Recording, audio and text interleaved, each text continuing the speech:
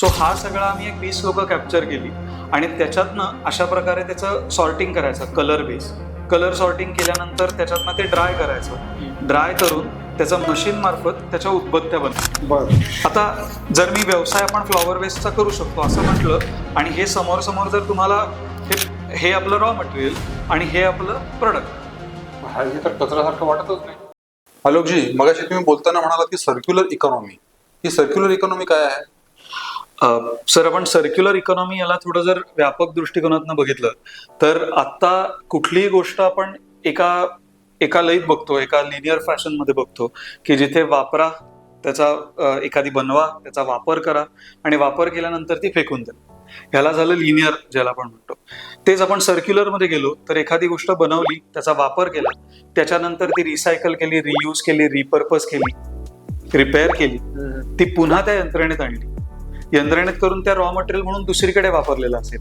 So एकतर आपलं life cycle analysis मध्ये त्या मटेरियल, जे व्हर्जिन मटेरियल आपण वापरलंय त्याची लेंथ वाढवली आणि दुसरीकडनं याच्यातनं आपण पूर्ण सर्क्युलर सिस्टीम डेव्हलप केली की एखादी गोष्ट एकदाच न वापरल्या जाता त्याचा रियूज होत आहे, त्याचं रिसायकलिंग होत आहे. तर या यंत्रणेला आता आपण एक सर्क्युलर इकॉनॉमी म्हणून एक नॉमेनक्लेचर दिलेलं आहे. सर, यातून आता ग्लोबल स्केलमध्ये भरपूर काम चाललंय. म्हणजे गेल्या दशकामध्ये आपण डिकार्बनायझेशन, सर्क्युलर इकॉनॉमी या दोन्ही विषयांवरती बऱ्याच वेगवेगळ्या संस्थांनी त्याच्यावरती काम केलं. प्रत्येकाची वेगवेगळी मानांकनं होती. पण आता या दशकानंतर सगळ्यांनी एकत्र येऊन आता त्या ग्रीन क्रेडिट्स कसे मोजायचे, कार्बन क्रेडिट्सचं काय होईल, म्हणजे आपल्या ज्या भारताच्या कमिटमेंट्स आहेत ग्लोबल लेवलवरती, 2070 साली आम्ही कशा प्रकारे 2 डिग्रीजने तरी टेम्परेचर कमी होईल अशा प्रमाणे काम करू, किंवा ह्या ज्या आपल्या ग्लोबल कमिटमेंट्स आहेत भारत म्हणून, तर तिथे जाताना ही सर्क्युलर इकॉनॉमीच्या दृष्टीनेचं फंडिंग ग्लोबली भारत आत्ता घेत आहे. किंवा आपण साऊथ ईस्ट एशियासाठी जी लिडरशिप करतोय, दक्षिण हा जो आपला एक सेल आहे गव्हर्नमेंट ऑफ इंडियाचा, तर त्याच्या मार्फत या सर्क्युलर इकॉनॉमीसाठी आता प्रयत्न चालू आहे. हा झाला व्यापक त्याचा दृष्टिकोन. पण आज मी कुठेतरी एक फ्लॉवर वेस्ट व अगरबत्तीचा व्यवसाय निर्माण केला किंवा ग्रीन पेलेटचा निर्माण केला, तर याचा आणि ग्लोबल इंडेक्सचा काय संबंध असं आपल्याला वाटू शकतं. बरोबर. पण जोपर्यंत हे 10 व्यवसाय एकत्र येत आहेत, त्याच्यातनं आपल्याला कुठेतरी सुसूत्रता आहे, तर हीच लोक पुढे त्याला कॉन्ट्रीब्युट करतोय. आपण अगदी सोपं सांगायला, कदाचित आपण खारुताईचा वाटा असेल रामसेतू बनवायला, पण त्या वाट्यातही तेवढं पोटेन्शियल असतं की ज्याच्याने ते ग्रीन क्रेडिट्स मिळू शकतात. ग्लोबल इकॉनॉमी मधले जे फंड्स असतात की जिथे तुम्ही हे दाखवताय की त्या सिस्टीम मध्ये ट्रान्सपरन्सी आहे, ट्रेसेबिलिटी आहे, याच्यातनं कचरा योग्य प्रकारे त्याची विल्हेवाट लागते, ते रिसोर्सेस म्हणून पुनर्वापर होतोय, तर त्याच्याकरताचे ग्रांट्स आणि त्याच्याकरताचे जे फंडिंग असतं ते आपल्याकरता उपलब्ध होतं. म्हणून हा सर्क्युलर इकॉनॉमी आणि कचरा व्यवस्थापन हा एकत्र घेऊन जाणारा विषय ठरतो. पण हे ग्रीन क्रेडिट आणि कार्बन क्रेडिट याचा आपल्या उद्योजकांना काय फायदा? सो आपण जेव्हा एखादी यंत्रणा लावतो सर, आपण एखादी यंत्रणा लावताना त्याच्यातले जे IS कोड्स असतात आणि त्या कोड्स करता आपण एक यंत्रणा लावतो आणि त्याला सर्टिफाय करून घेतो, त्याच अनुषंगाने हे ग्रीन क्रेडिट्स असतात. की जेव्हा मी एखादं एक उदाहरण सांगतो सर, आज आपण जेव्हा काही कपडा घालतो त्या कपड्याला आता मोठ्या मोठ्या कंपन्या असं बघतायत की हा मटेरियल आलं कुठून, त्याच्यावरती एक QR कोड असेल, तो मटेरियल आलं कुठून, ते चांगल्या कॉटनचं होतं का, ऑर्गॅनिक कॉटन होता का, तो ऑर्गॅनिक कॉटन होता तर त्याचं पुढे काय झालं, या मटेरियलमध्ये किती रिसायकल्ड मटेरियल वापरले गेले.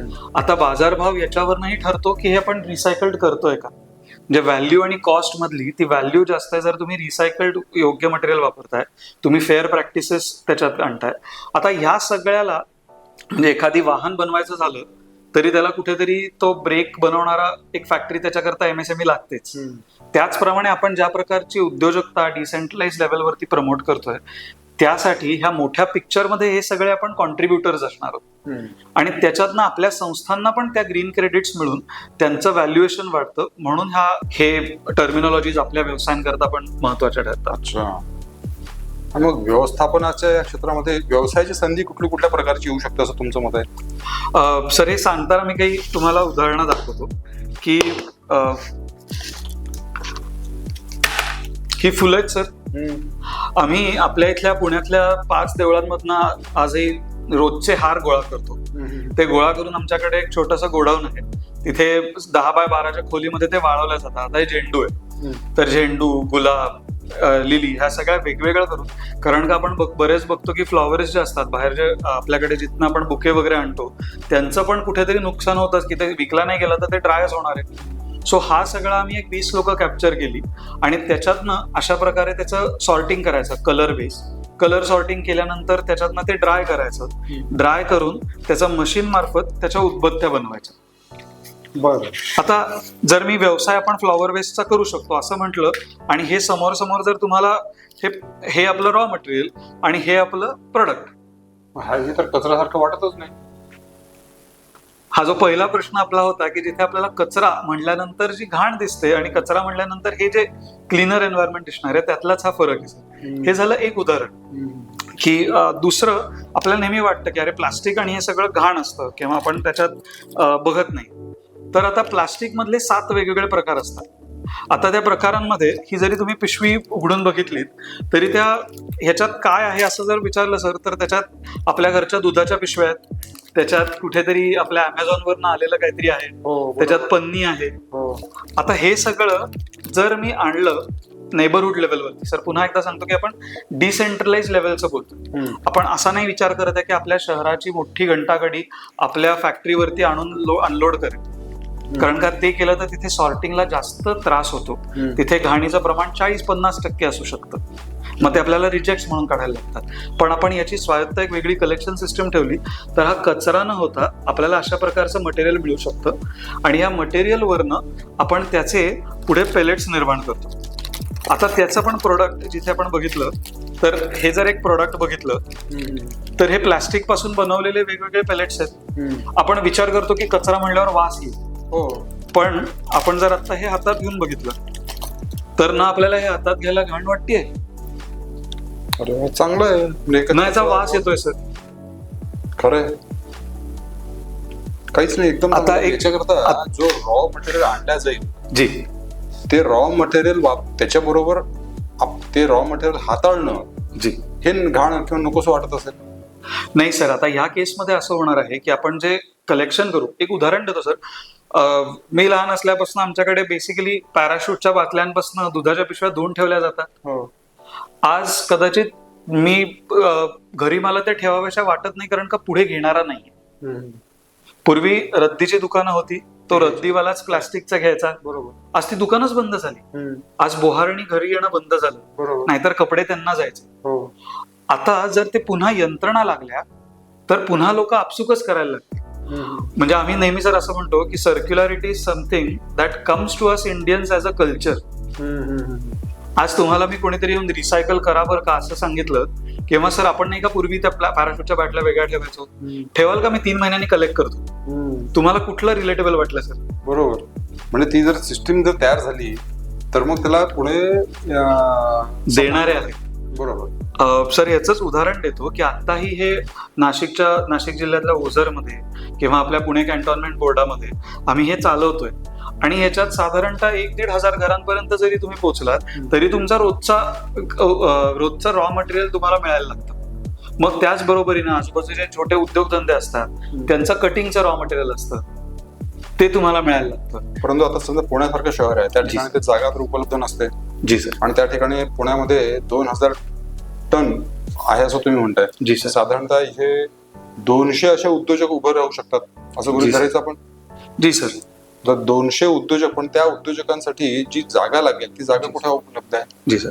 सो याच्यात आता जागेचं मी तुम्हाला याच 2 उदाहरणांचं म्हणजे याच 2 व्यवसायांचं उदाहरण देतो की आपण आता ड्राय वेस्ट टू पेलेट्स याला आपण असं म्हणतो की सुक्या कचऱ्यापासून आपण त्याचे पेलेट्स बनवायचं जे इंधन आहे मोठ्या भट्ट्यांकरता. हे बनवायला मला जे मशीन लागतं ती मशीन लागणारी जागा 1000 स्क्वेअर फूट आहे आणि त्याच्या स्टोरेज म्हणजे रॉ मटेरियल आणून तिथे थोडंसं जे काय सॉर्टिंग करायला लागतं किंवा पुढे जे आपल्याला पेलेट्स बनल्यानंतर जे स्टोरेज करायला लागतं याची सगळ्याची मिळून 1000 स्क्वेअर फुटाची जागा. सो 2000 स्क्वेअर फुटाची जागा मोठ्या महानगरपालिका असतील किंवा नगरपालिका असतील यांच्याकडे उपलब्ध असतात. म्हणजे आता समजा आम्ही आता जे प्रयोग केले सर, आपल्याकडे सीवेज ट्रीटमेंट प्लांट आहेत. सीवेज ट्रीटमेंट प्लांट मधले गार्डन्स आहेत की त्यांना आजूबाजूला थोडी झाडी लावायला लागते. तिकडचा कॉर्नर जरी मी वापरला तरी माझा हा व्यवसाय होतो सर. आणि म्हणून शहरांना जर तुम्ही म्हणालात की ही आता डेडिकेटेड स्पेस मला द्या, त्याच्यापेक्षा आत्ताच्या जागेमध्ये मी व्हॅल्यू ऍड करू का? सो आपण जेव्हा एकत्र या सगळ्या नवउद्योजकांना सांगणार आहोत त्यांना ह्याच प्रकारे ट्रेनिंग देऊ की आपण ह्याच्यात कशा प्रकारे आपला व्यवसाय उभारणीला वेगवेगळ्या स्टेक होल्डर्स जोडत जाणार. आता आम्ही जो फुलांचा उद्योग चालू केला सर, तिथे आम्ही रेंटेड स्पेस घेतली. जे प्लास्टिकच्या वेळेला रेंटेड स्पेस घेतली तरी आपल्याकडे चालते. आम्ही आता Tier 2 सिटीज मध्ये जास्त हे उद्योग ओपन केले आहेत जास्त. आता जे आमचे 5 व्यवसाय आहेत ते त्या Tier 2 सिटीज मध्ये जरी आपण बघायला गेलो तरी ही जागा मला एक 15,000 भाड्याने मिळू शकते.